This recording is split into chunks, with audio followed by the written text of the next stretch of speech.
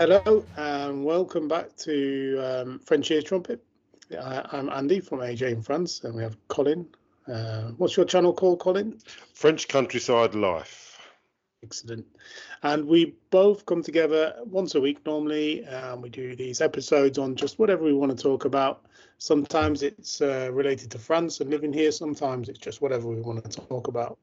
And I think the last few times we've actually done some really interesting information that people would really find useful if you're thinking about moving to, or already have moved to France. So today, I think we're going to do something a little bit more lighthearted, and we're going to do first world problems. So by that, I mean problems that we come across, not just in France, but generally at our stage of life. And we tend not to think how lucky we are to even have the problems, as opposed to more serious problems.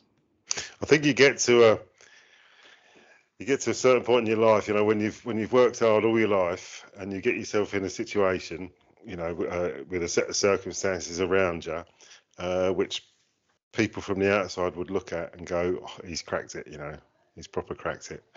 And then some issue comes along, and to you it feels like the end of the world. But to other people outside, they would say, what are you worrying about? That's nothing. Do you know, I think it's because all of these problems are relative, aren't they? And I'm pretty sure I'm pretty sure all the billionaires, millionaires, they've all got problems, and it only matters to them. And you look from, like you say, you look from the outside, like Elon Musk or whatever. His problem is one of his £20 billion spaceship explodes, and we can't.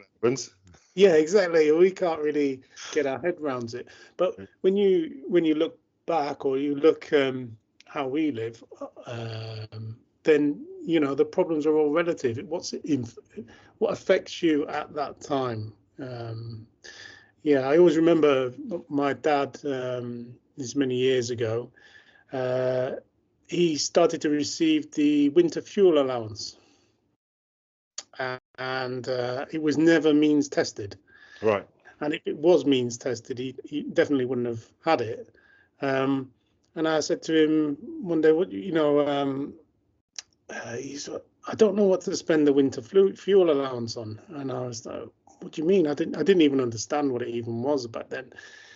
Anyway, it turns out, he goes, so I'm going to use it to buy fuel for my aeroplane, because he had a light aircraft. Yeah. And every year he used it to buy fuel, just he just wanted to buy fuel with it because it was a fuel allowance. Yeah, that was fair play.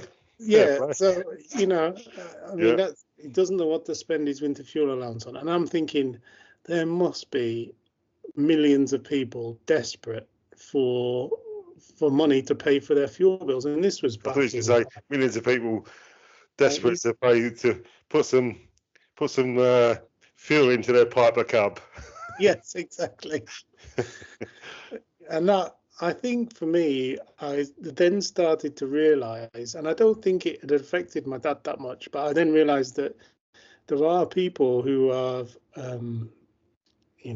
don't have the luxury of being able to do that.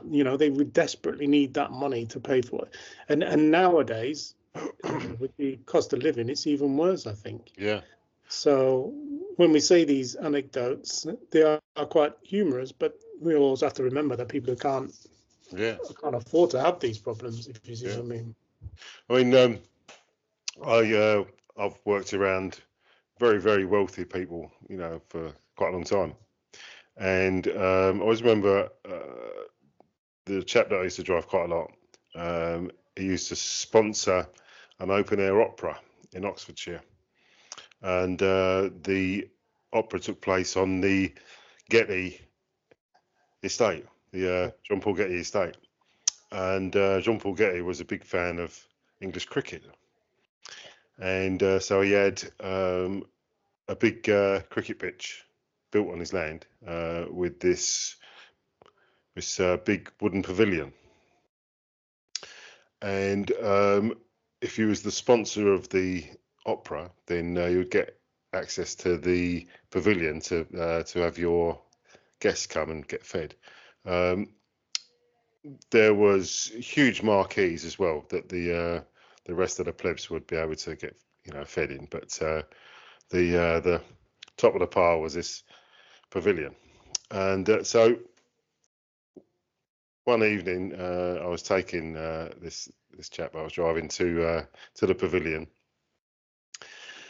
and we got there early, and there's all the waiters and waitresses setting up for the silver service at the meal that was going to be served. Anyway, so they're going around, putting out any number of knives and forks. Oh yeah. On the table, and I nearly said his name.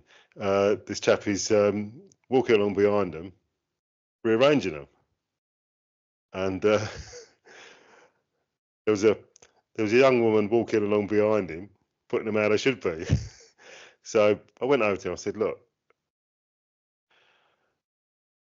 you run a multi-million-dollar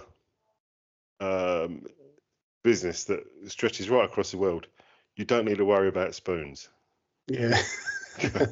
Let someone else worry about spoons. Spoons are not in your remit to worry about. You don't need to worry about them. Isn't that weird that someone who is worth that much and has that much influence, power, money is worried about spoons? Yeah. Well, it's micromanaging. It's wanting to manage every detail. Yeah, I understand. Yeah, and just money and the power like that just means different things to different people. And I remember it gets to the point where money doesn't really mean much to some people. And I can remember I was working at the Saudi Arabian embassy in London. It's in Mayfair, yeah. No, sorry. Is it the embassy or is it yes, it was the embassy, but the consulate is elsewhere. But opposite that, there's a massive townhouse, and in the townhouse, all of it is owned by some dignitary from Saudi Arabia. Right. But they let this couple live in the house and they look after it. That's their job. Yeah. And we talked to the people looking after the house, and they said, well, such and such came back, and one day we received a phone call from JCT 6000, the car garage, the sell Right. Ferraris and Jaguars and every high class car you can think of, and they said, look, you bought this Ferrari 6 months ago and it's just here, do you want it or what? Oh no. And I forgot. the guy who owns the house, the dignitary, goes, oh yeah, okay. To the guy who runs the house, can you just go and pick it up for me and bring it round? Yeah. And I don't know if you probably know this, but the Saudi Arabian embassy to Park Lane is probably 150 meters off Park Lane. It's not far. It's on Curzon Street, isn't it? That's right, yeah. So the dignitary comes back, gets in his Ferrari. Oh, this is very nice. He drives it to the junction of Park Lane from that house on Curzon Street, gets out, brings up the guy, goes, get me a taxi, I don't like this car. Can you come and pick it up and take it back? Yeah. Just not interested, really not interested. And the money that they would have lost reselling it and all, it's just not any kind of consideration whatsoever. It's just bizarre because right next door to that house, you've got lots of rough sleepers, people in literally living in the bins. Really around the back, there's a Shepherd's Market on the back, isn't it? Yeah. Well, no, around the back, because Shepherd's Market is on the other side of the road, but round the back of that block, Chesterfield Street, around there, and then behind that is Hayes Mews, and you'd have these Mews houses worth millions. Remember Mickey Most? He was a record producer. Does that name ring a bell? No. He used to live down the end of Hayes Mews, and you'd have rough sleepers, sleeping down this alleyway in little tents and stuff, and it's mad. I'll tell you who else lived down Shepherd's Market. in a flat. Sterling Moss. Sterling Moss, yeah, just around the corner, wasn't it? Yeah, and I remember because he had that big wooden mural on his on the front of his house, didn't he, with a racing car? Yep. And do you ever see what he drove around? He used to pass me sometimes, and it was like almost like a golf cart, road legal. Right. But he used to burn around all of that really I early never saw hours it. of the morning. No one else is there. He had this weird like golf carty type thing that he would just like a go-kart basically. Yeah. That he'd use that area of London as his little go-kart track in the morning when he was still alive. Who do you think you are, Sterling Moss? Yeah, exactly. There's an advert, wasn't it? Remember that? No, I don't. Yeah, no, there was an advert. I can't remember what it was for, but it must be 70s because it was a copper in like a panda car, and he pulls his car over because it whizzes past him, and the copper goes up to the window. The guy winds the window down. There you go. The guy winds the window down, and the copper leans in. He says, "Who do you think you are, Sterling Moss?" And it was Sterling Moss. Brilliant. Yeah, I know. I mean, but yeah, sometimes money doesn't, especially around that areas of London, money doesn't mean anything. That area of Shepherd's Market. They still have problems, though, obviously. Yeah, that area of Shepherd's Market, just around the back of where the Saudi embassy is Chesterfield Street. Yeah. And there was a Lord Chesterfield, and he used to, because Shepherd's Market used to be a big red light area, and in the Victorian times it was proper dodgy there. And there's a plaque on the front of the Chesterfield Hotel that says about Lord Chesterfield, and his quote of the week was that he would stride masterfully and carry a big stick. Yeah. Oh, yes, I've heard that before. Yeah. That is quite interesting. But this probably doesn't mean anything to anyone who has never lived in London. No, there you go. But yeah, first world problems, isn't it? I'll tell you not a little story, but when I went self-employed, I had basically the first year I went self-employed, I didn't really make much money, just enough to cover the bills. Yeah. But then when I got established and stuff, I started making some money, and I was really happy with it. And my first year that I'd made a decent profit, I gave it all away. And I'd read a book by a guy called Tony Robbins. I don't know if you've heard of him. Yeah. And he's a huge human being, isn't he? Oh, he's massive. Yeah. He owns an island somewhere. Well, he's a billionaire, isn't he? Yeah, he owns an island. But yeah. And Have you what? Have you not got an island then? No. Well, no. Must try it. Got a rubber duck that I can float in the bath, and that's about it.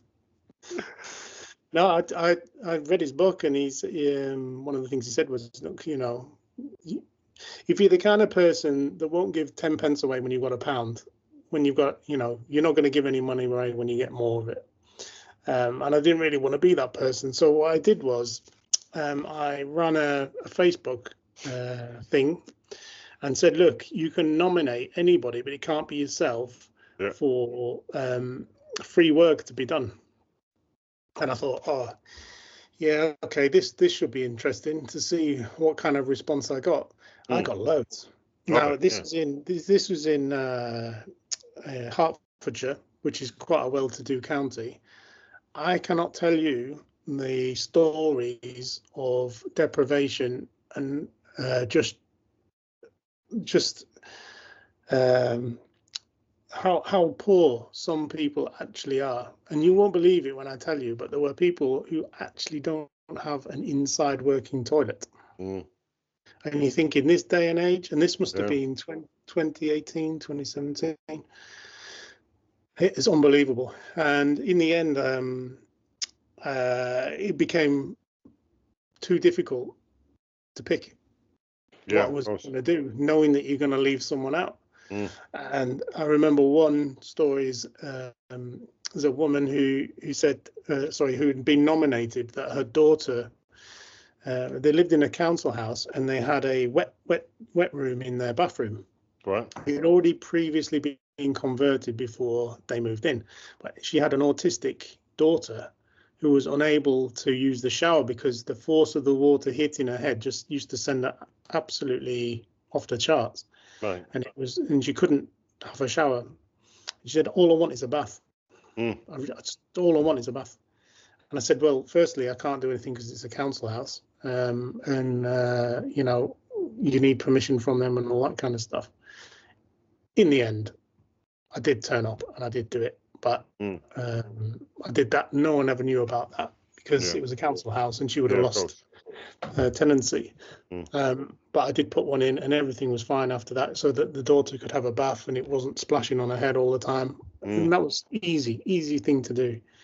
But the main recipient for all this money was a guy, a little boy who lived in out towards Leeds, out towards what do you call it?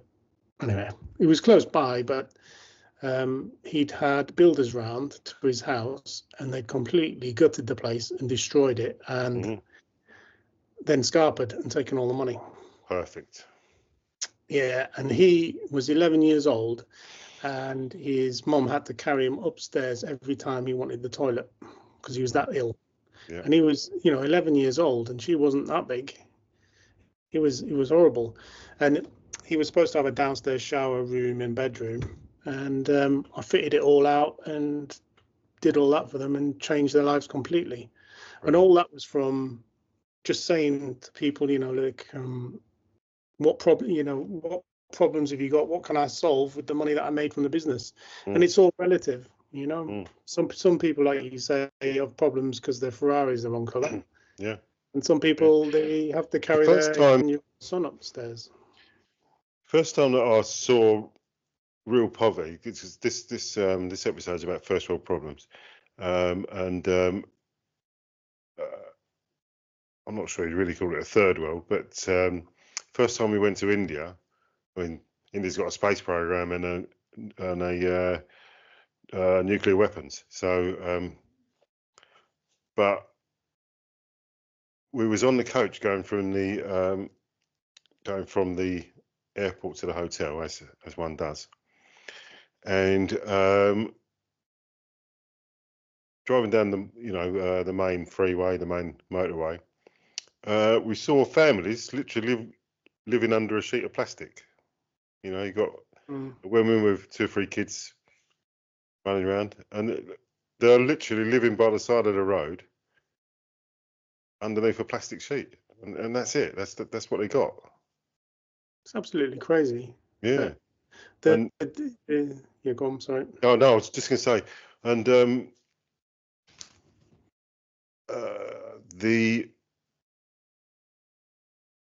just before we went, I was recommended to read a book. I've just been looking it up.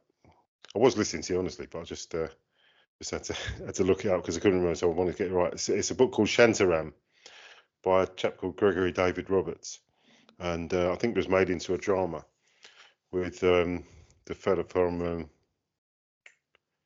an actor, I can't remember his name, but yeah, it's all about this Australian guy who goes to Mumbai to escape justice in Australia, and right, he's got nothing, and he hides in the slums of Mumbai, and fits in, and it's just a brilliant book. And I'm sitting there in this in this 5-star hotel on the beach reading about this, and you're aware of the phrase cognitive dissonance, where what your eyes are telling you your brain is saying, no, that's completely different. You know, that can't be right. Yeah. So as I say, I'm sitting there in this 5-star hotel, and I know that down the road there's people living under a plastic sheet. It's takes some getting your head around. Yeah, and it's from I learned from what I was doing that it's always close to home as well. Like wherever you are. I mean, I didn't realize until recently that one of the worst child poverty rates in Western Europe is in the UK. Yeah.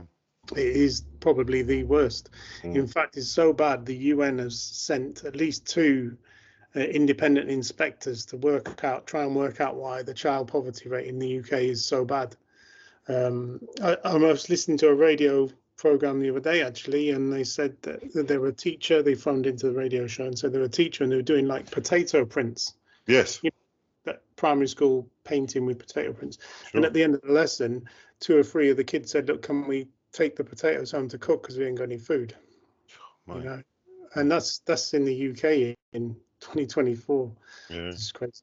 But not wanting to be too serious. I was going to say, shall we drag it kicking and screaming back to the subject? Yeah.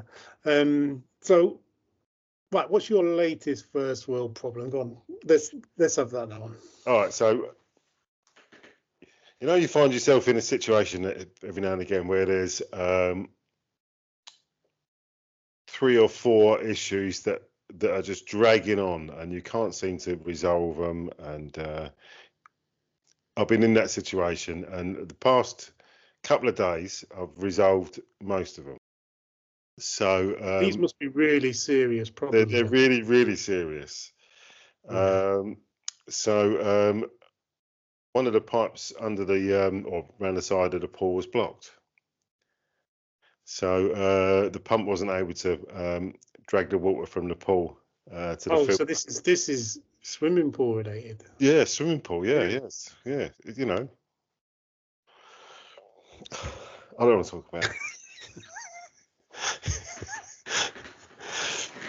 Tell me about actually, I do want to talk about it. So yeah, so I had no idea how to do it. You know, how to fix it. So I got recommended to this to the shop in St Union, and I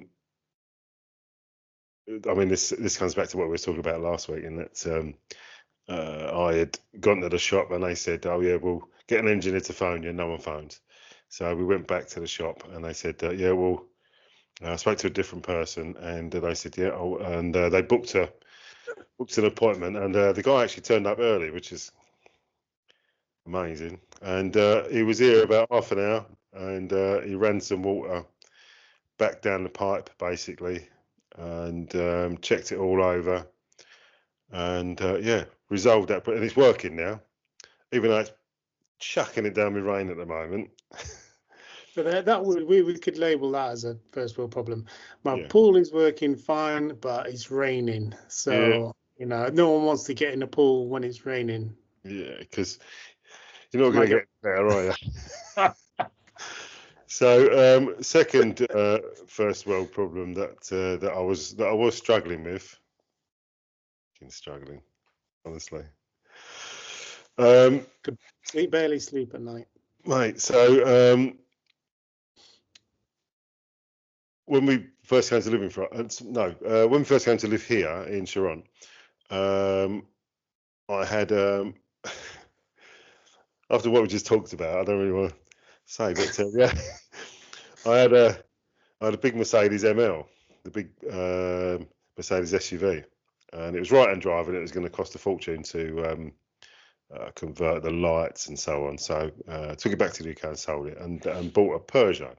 Now, on reflection, what I should have done was bought a van and a car for Jane, but didn't do that. Bought a really expensive Peugeot, and not that it's a. That's because you're a it's just second-hand cars are crazy expensive. But yeah, bought a Peugeot, and of course where I've been working, work's picked up recently, where I've been working, Jane's stuck here without a car, with the pool and the big house. Yeah, terrible. I honestly don't know how you cope, to be Yeah, honest. and yeah, so the car's just in. Yeah, so we saw a Citroen online that Jane liked, so we went down there and put a deposit down, and the guy said, "Yeah, that'd be a week." And 2.5 weeks later, we still hadn't got it. Yeah. And so I went down there and had a word with the fella, and he said, "Yeah, we'll sort it out this week." I said, "Well, that'd be 3 weeks, you know." He said, "Well, boff, boff." And yeah, anyway, so we finally got the car, and it's outside in the rain. Yeah, so that's that problem resolved. And I just had a phone call not an hour ago to say that the Peugeot has been repaired from all the damage that was caused by the hailstorm that we had in September. So I'm going to pick that up in the morning. So I found a Peugeot van over in Angoulême, which on your recommendation, actually. So if it all goes wrong, it's your fault. Of course, yeah. It's got a full-length roof rack and a tow bar. Nice. So and it's got security locks on the back. So yeah, so that's good. So I'm gonna endeavour to go and buy that and trade in the Peugeot. What else? Yeah, so yeah, first world problem. So I was struggling to get Wi-Fi from around the pool. I'm so embarrassed by all this. I'm so embarrassed, honestly. So, but the thing is, it's all relative, isn't it? Because you know, you generally speaking, if you're retired, you've got a pension, you bought your house outright or whatever, and you just really everything then becomes a major issue that before wouldn't be. And it's like the old saying, if you want something done, give it to a busy person to do it, because those lazy people who don't do anything, it becomes a massive issue. Yeah. And problems with it. But with someone who's already busy, they'll just get it done in amongst all the other stuff they got to do. Yeah. And they don't even notice it. I like that. I've not heard that before. That's good. So yeah, I think it's just all really, and it's a bit of a fun episode. Really, it's not really doesn't give much information, but it just shows you how lucky you are. If you're watching this and you're in France or thinking of going to France, you're in a position that 95% of the world isn't in. You know, I mean, you really are lucky just to have the opportunity to come here and live here. Not to say that I've not been on my arse, because I really, really have. I remember when I first bought the the flat in Tilbury with my ex-wife. We had little Jack Russell then as well, funny enough. And I was working 2 jobs. I was doing deliveries in a van, and Wednesday through to Saturday night, I was working in a restaurant, in a French restaurant in Hornchurch. And that was when Thatcher was controlling the interest rates. Sorry, controlling inflation with interest rates. So my mortgage that had started at £380 had gone up to 900 and something. So it had gone up 3 times what I was, you know, it started at. Anyway, so we was proper skin, and I used to feed the dog with scraps from the restaurant, and I'd bring home scraps in the evening and give it to the dog. Of course, it's a top class French restaurant, and I'm giving the dog, you know, scraps of fillet steak and all, you know, and Dover sole and all that. And when on the odd occasion that we could actually afford some dog food, it was like the little tins of, I think it was called Caesar, I think it was called, like, you know, nice little foil packets of this dog food, and I think it was like turkey flavour.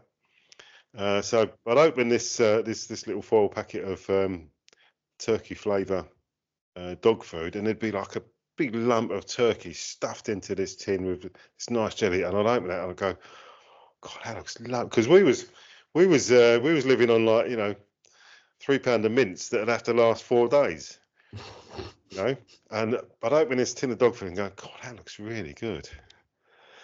You know, give it to the dog. Anyway, so when things eased up a little bit, and you know, I was getting paid a little bit more, and you know, things were, and the interest rates come down a little bit, and you know, things were a little bit easier. We started buying dog food, and the dog was like, I ain't eating that. What wine do you recommend with this? Where's my fillet steak? I ain't eating that shit. Brilliant. Yeah. You got the pickiest dog in the world, because yeah, definitely. I had a first world problem the other day, actually. So my ride on lawnmower stopped working because I've never maintained it whatsoever, and it used to be my parents' old one that they had. They bought it in 2006. It's never. Is that the one that you welded the deck? Yeah, never had an oil change for the last 12 years. Never changed the oil. But I did notice that the oil was filling up of its own accord. And I thought, that'd be all right. But obviously not. So I got on it. And this is part of a video coming. And no, it doesn't work anymore. So I'm like, oh, God, you know, like, oh, no, my lawnmower doesn't work anymore. My own fault because I haven't maintained it. So what do? I just go in the garage and get me massive Kubota tractor thing with a triple deck on the bottom, and I can cut it in about 8 minutes when it would have taken me 45 minutes. Yeah. That's just such a first world problem. I have to use my backup tractor to cut my lawn, because I hate when that happens. Yeah, I know. That was all the time. That was all the time. And like, I think what was the other? I had another moment like that recently as well. Oh yeah, my water heater. Never put an expansion tank in it, anything like that. And then the what do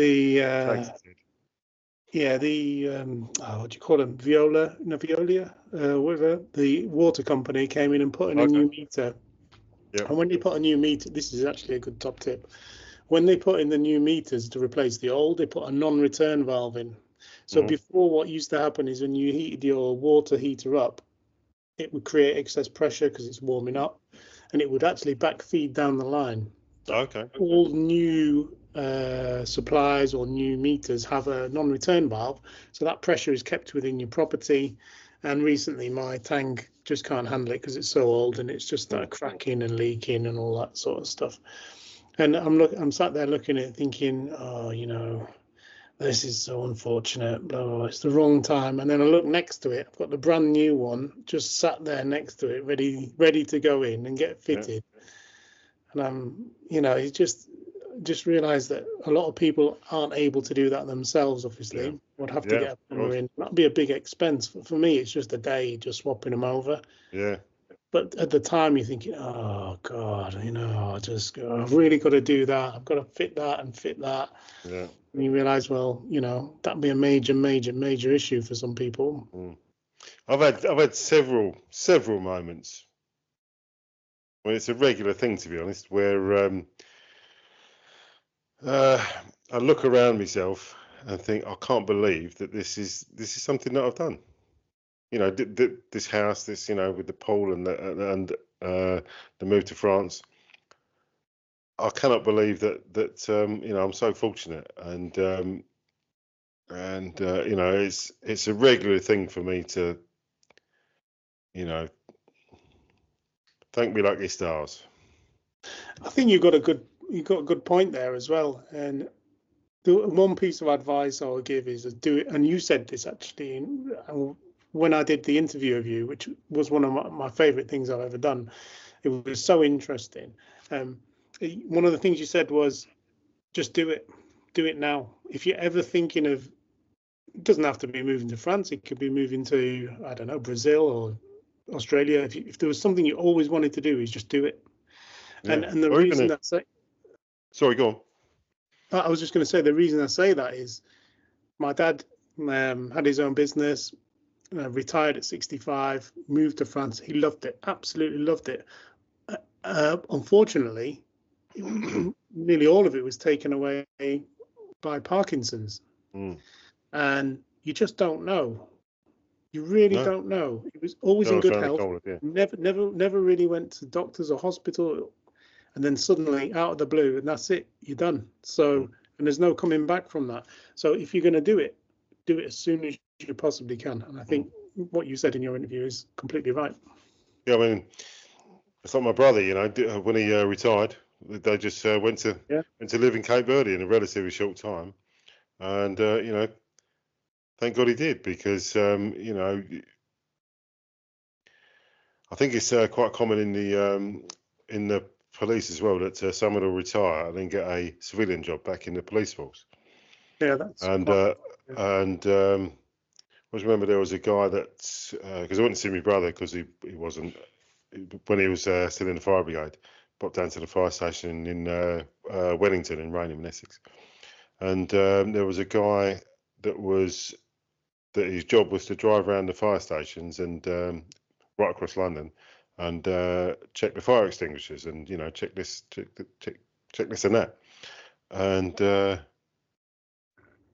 always remember my brother saying that the guy had done 30 years, got his pension, and now he's back checking fire extinguishers. At some menial job. You know, obviously, you know, someone's got to do it, obviously, but you would think he would be off somewhere, you know. But no. But you know, people are different, aren't they? People are different. Yeah. I think from a job like that, though, it's very easily to become very quickly institutionalized, because that kind of job takes all of your time, especially when you work shifts. You don't get time to make groups of friends, or because it's so antisocial to do that kind of thing. And then suddenly you're left with more time than you know what to do with. So the easiest thing to do is go back to what you knew or what you know. Yeah, it's a similarity really.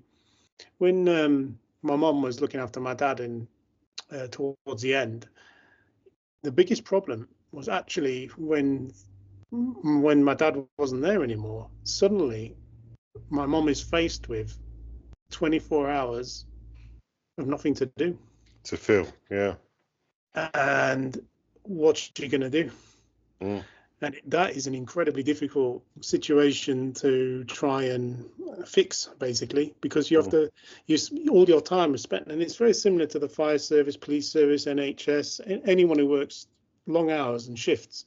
When it all stops, then you've got to find something to do. Otherwise, you go crackers quite quick. I think I was relatively well. I was very lucky, very, very lucky, and that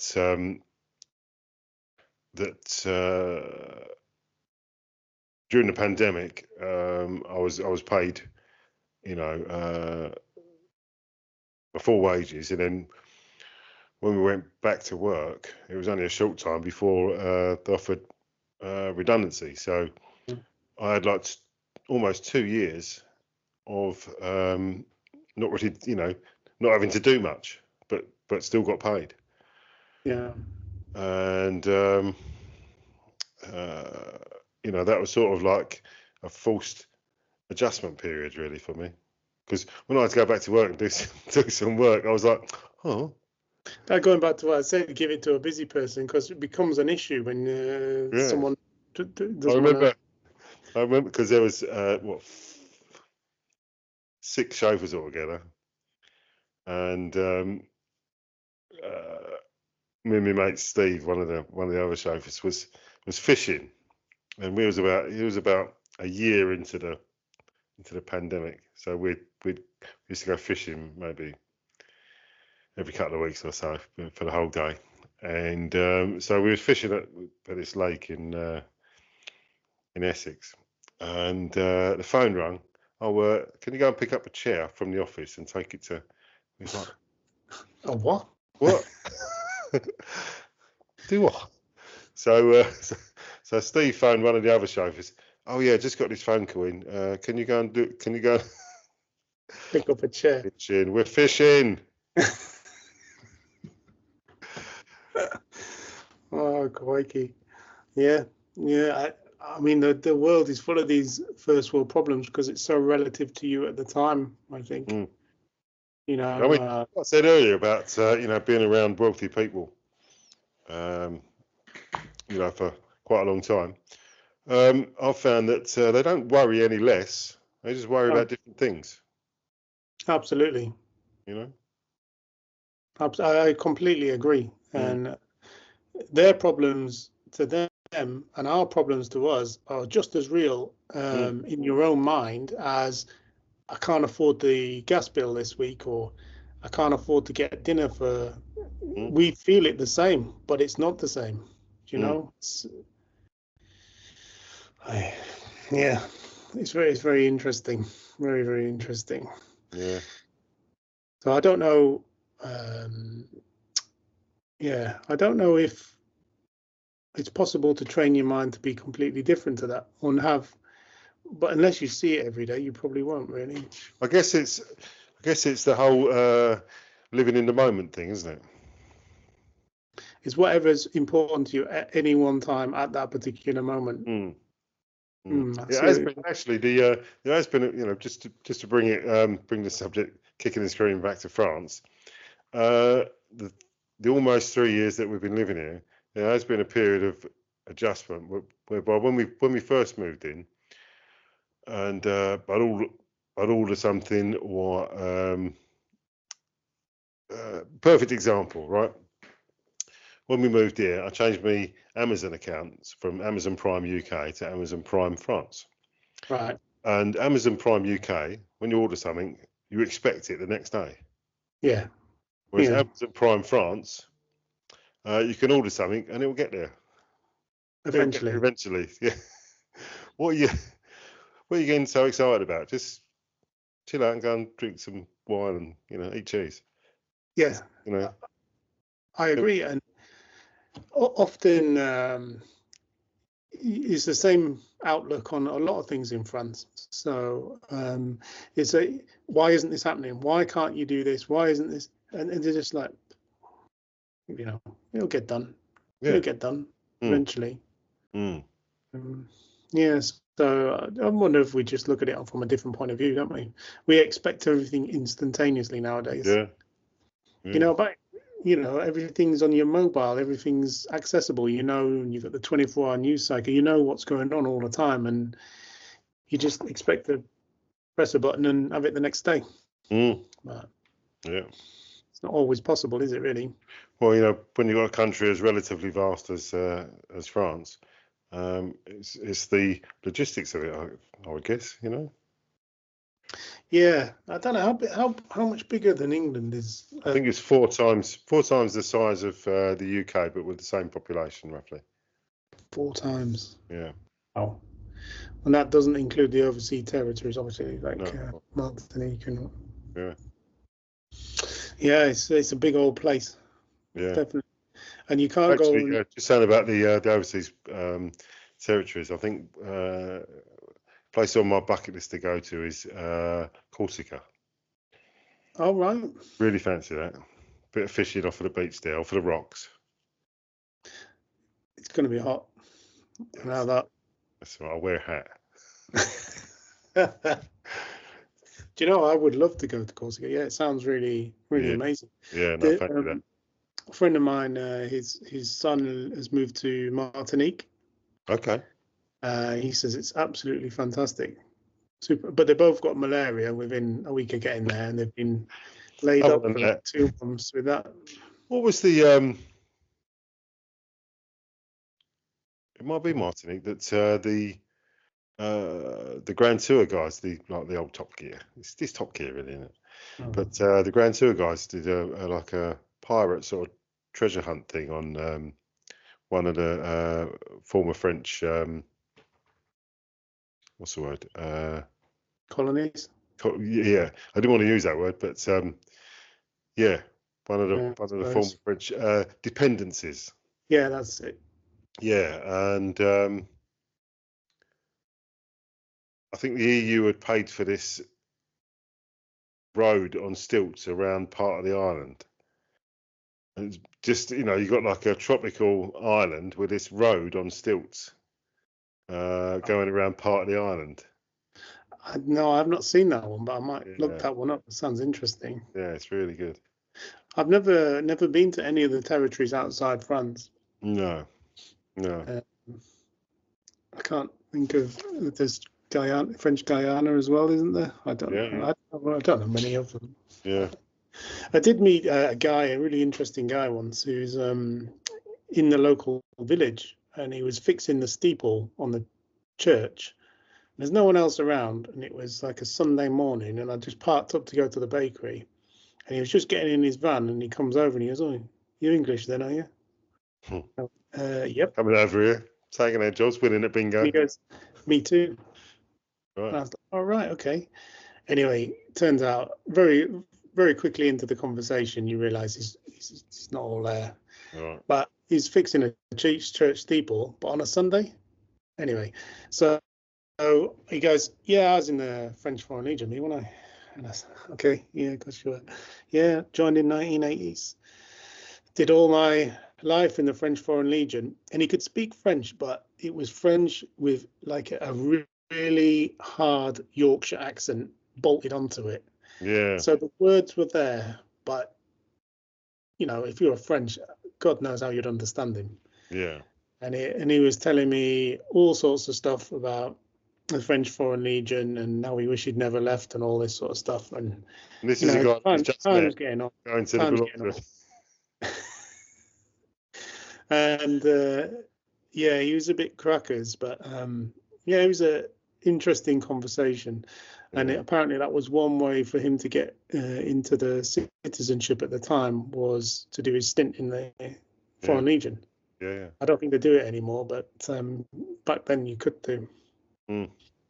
But there was a Lauren Hardy film about that, wasn't there? Where Lauren Hardy gets jilted in love, so they go off to join the French Foreign Legion. In fact, the Lauren Hardy fan club is named after that film. It's called Sons of the Desert. Right. And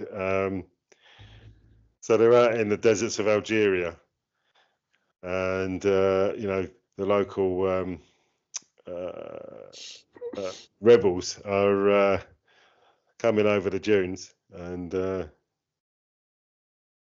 Oliver Hardy turns to Stan Laurel and says, "Quick, pass me the bullets." And and Stan Laurel says, "I thought you were supposed to bring the bullets." Classic. Just brilliant. Yeah, Sons of the Desert. That's great. I might look that one up. Yeah, that's I do like the old standard. Because he says there's this. They always have like a character actor to play the hard man in the old Laurel Hardy. Yeah. So they got these fellas like that. and he says, Oliver Hardy says to him, "So why did you join the French Foreign Legion?" He says, "I joined to forget." He says, "To forget what?" He says, "I don't know. I have forgotten."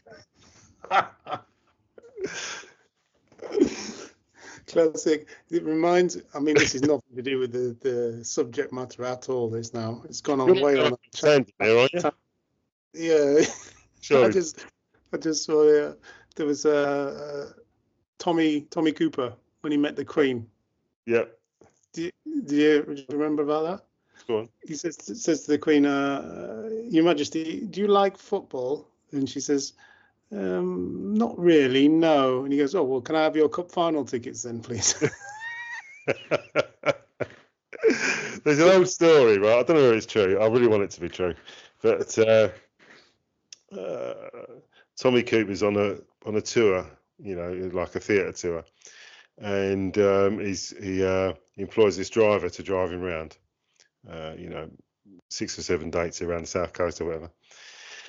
And at the end of the tour, Tommy Cooper reaches across and just tucks something into the top pocket of the fella's suit. He says, "Go on, have a drink on me. Go on, have a drink on me." So the fella goes, "Oh yeah, well, thanks very much, Mr. Cooper. It's very kind of you." Anyway, drops him off. When he drives off, he has a look at his pocket, and it's a tea bag. I love that. Yeah. Absolutely love it. Yeah. It is so funny. Yeah. So funny. Yeah. We had a for about 4 years, I suppose, on the trot. We used to look after the Brunei royal family when they come over at Christmas.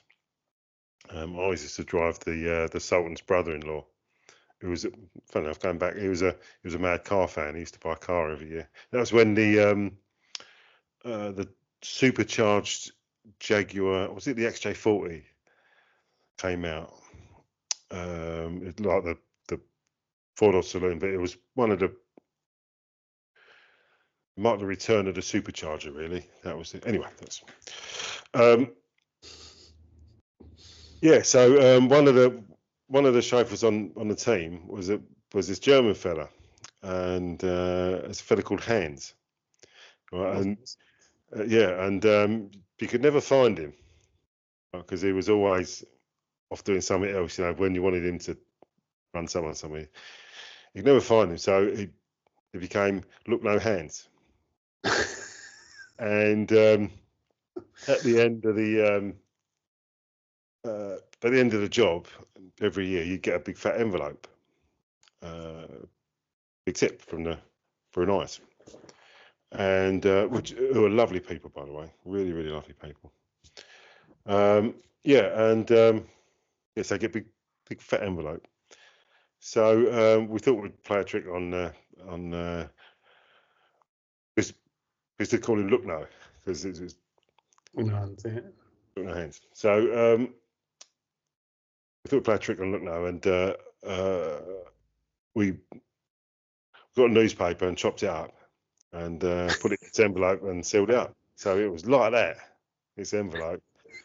And so we phoned him and anyway, eventually he turned up, and I just realised the punchline of this is a really bad swear word, but I won't say it. So when he did eventually turn up, we said, "Oh, look, I got the tip envelopes." He went, "Oh, thanks very much." Took it, stuffed it in his pocket, and sauntered off to the car. Have a look at it. 2 minutes later, he comes back. He said, "You're all of you. See you next Tuesday." Yes, yeah. Thank you very much. Yeah, got me having over there. Yeah. Nice. Well, I guess on that note, we could probably wrap it up for this week, unless you want to. Any other first world problems you've missed out? No, I think we've covered. I hope we don't come across as entitled dicks on this, but it's going to be hard. It's going to be 50-50. I think the comments will tell us. Yeah, but it's not meant in that way at all. It's just meant as a light-hearted. Well, not so light, really, but just as an alternative to our normal information type. I think what it does show, actually, what the entire thing does show, is that your life is steered by the decisions that you make. And the worst thing would be to get to the end of your life and say, "I wish I had done this." I agree. Because it's far better to make a decision, end up looking an arse, and that's not the end of the world. But I think the worst thing would be regret, to say, "I wish I'd have done that." And I think it goes along with that is you've got to appreciate that other people will never have the opportunity. They just will not have the circumstances or the ability to have what you have, even the decision to do something. That's true. So that's very, very true. I'm not saying you'll be wasting your opportunity, but you could think of it like that if you wanted. Yeah, if you're going to try and do something, whatever it is, start a business, move abroad, start a family, it could be anything. It could literally be just something as simple as you've always wanted that particular motorbike, car, whatever. Something as simple as just do it, because life is so short, and just got to get on with it. And we don't mean to come across as entitled if that's what's happened. It's not at all. We really are. We know how lucky we are. Every day. I look out the window and I think, I can't believe how lucky I am. But if this episode is the thing that pushes you to finally do what you want to do, then that's great. And that's what we're doing. Yeah. I mean, sorry, just to extend it just a little bit. I spoke to a few people that have said, oh, we've been looking for a house for 8 years and, can't find the right house. It's probably because that house doesn't exist. And, there's always compromises that have to be made. But, whilst you're looking for that perfect house, which doesn't exist, you could be living it, so just do it. I think a lot of people as well, and I know what you're saying. So you'll see these place in the sun type programs, and they literally go through a load of them. And I want the tiles on the curtains weren't right, or the tiles on the patio weren't right. Minor things that could be changed, or it doesn't have to be your final home. Just get a place that is in the area that you want, and then you can move again. You don't have, you don't have to. That's it. Just one house, and that's it. So, like you say, get established, get on with it, and have a go. Like Robbie, our favourite channel. Yeah. Apart from all the other channels that were favourites. Yeah, but I mean that is a good one. It's a good one. Yeah. So link in the description. So there's plenty of other people that have done it, like Graham from our French house renovation. He did it a long time ago, and there's people like that. He's an interesting guy. I love talking to him. Oh, he's brilliant. If you haven't seen it, check out the episode we did with him. It's hilarious. It's brilliant. That's brilliant. Really, really good. Yeah. All right. Well, if there's nothing else. Okay. So thank you so much for watching. And if you'd like to give the video a thumbs up, that'd be great. Maybe share it on your social media and press the notification bell so that when there's new content. And maybe think about subscribing if you're not subscribed already.